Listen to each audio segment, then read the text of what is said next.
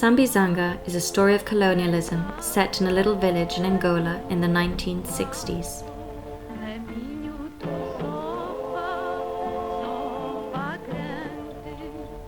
A young Angolan militant that goes by the name of Domingos is suddenly arrested by Portuguese colonial officials and is taken to a prison of which the whereabouts are unknown. His wife Maria, who is oblivious to her husband's participation in the liberation war, takes off on a journey to find out where they have taken him and is confronted by many roadblocks on the way. Sara Maldoror's film takes a more subtle approach to the subject and focuses on the liberation struggle in a broader sense.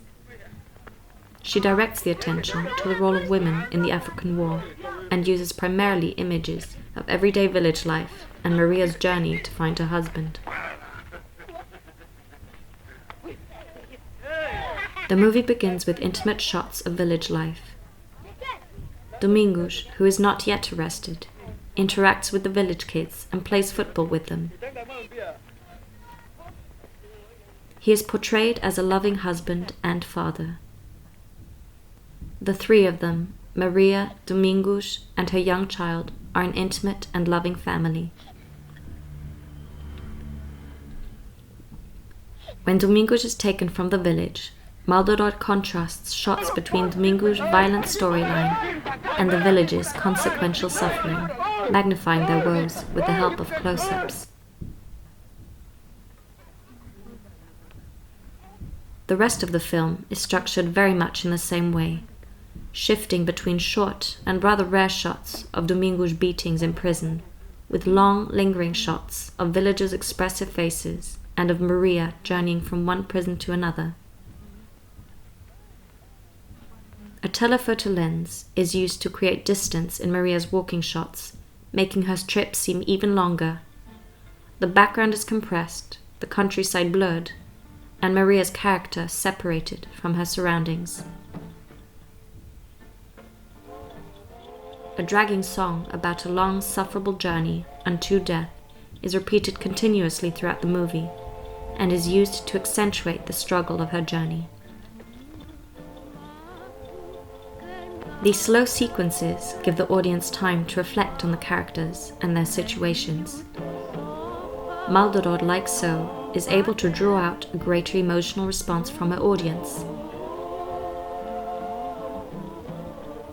A great example of this is one of the last scenes, in which Domingos' death is met with a heartbreaking reaction from the revolutionaries. The camera lingers for over 2 minutes on the grieving faces of the men.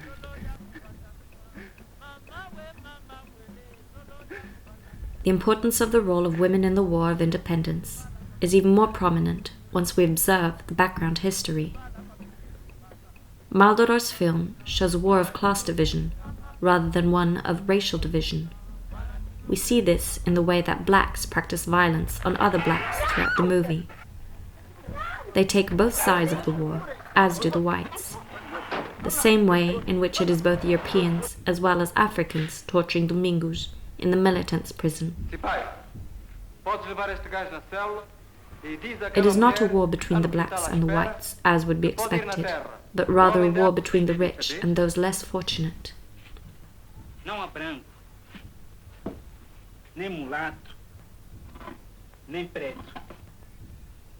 Que há pobre e rico. E o rico é inimigo do pobre. Ele faz que o pobre seja sempre pobre. The Angolan revolutionaries intend to end this class division by forming a new movement inspired by Marxist-Leninist ideologies.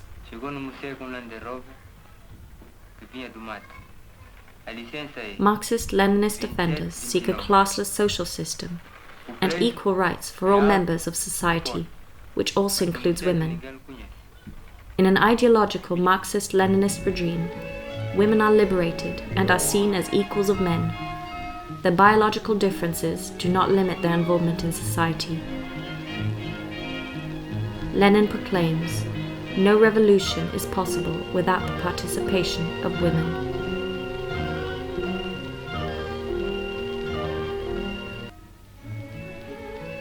If we look carefully, we can see many parallels in the War of Independence and the Second World War.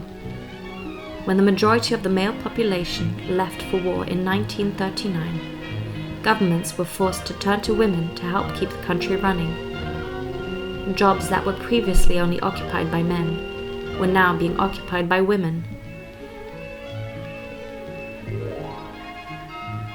Initially, this caused great upset, and industries refused to hire women, claiming that they were not capable of carrying out the same jobs, and that they didn't have the necessary education, nor the right biology or manpower. But through skillful advertisement of the government, long-standing beliefs were successfully eradicated, and the need for women in this crucial time was accepted. With posters promoting solidarity and strength in wartime, the role of the woman experienced a new evolution in society.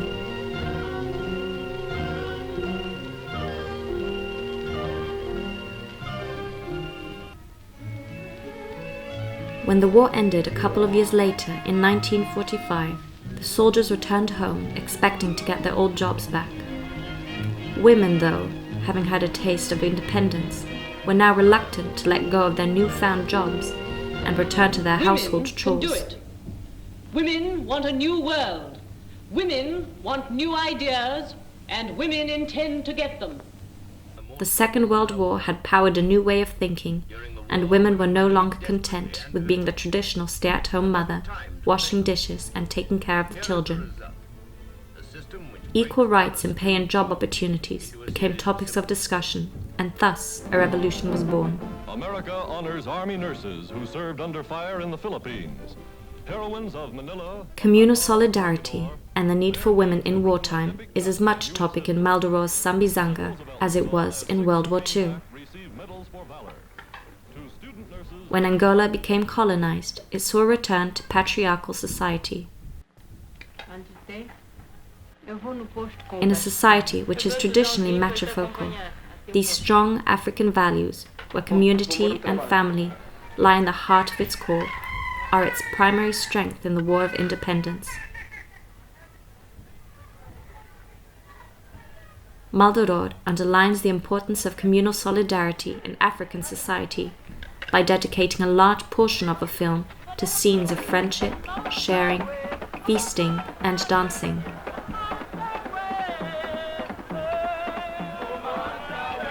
Maria, though alone on her journey, always finds comfort in her peers. The villagers share their tears, food, breast milk, and song. These scenes of intimacy are so heartbreakingly dear, and are exactly what make Maldoror's movie a strong presence in Angolan history.